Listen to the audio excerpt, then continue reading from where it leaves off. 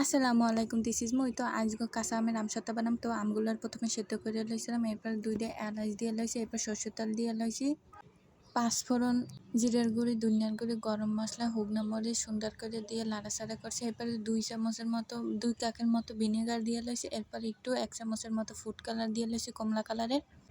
এরপর মরিচের গুঁড়া লইছি, আর কালারটা আর কি সুন্দর হবে। এবার চিনি দিয়ে লইছি, ও শুক্কা অনেক চিনি লাগে, তো এরপরে গড়তে হবে। যার ফার যত রাগ আছে সব এর মধ্যে ডালতে হবে। তো এরপর গোডা নাড়ার পর এরপর সুন্দর করে চিনির মধ্যে একটু তেল বিছিয়ে লইতে হবে। তেলগুলো দিয়ে আর কি সুন্দর করে মাখাই লইতে হবে, যাতে আর কি পরে উঠে যায়। এরপরে ডাইলে দিয়ে এই যে গেছি ছাদের মধ্যে হাঁটি হাঁটি পা পা করতে করতে এমন রোদ্দুর ঠাডা ভাঙ্গা যে মুই হুগাই যে আর তো আম।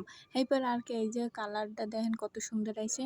এককাল মন্নান হুগাই গেছে, তো হেইপার আর কি সুন্দর করে এরম তেরসি তেরসি হইলে কাটতে লইছে, আবার সোজা করে এরম বইডে লইছে, হালেই সুন্দর একটা গোল গোল গোল গোল হইবে আনে। এই যে কত সুন্দর হয়েছে, রোলারের মতো।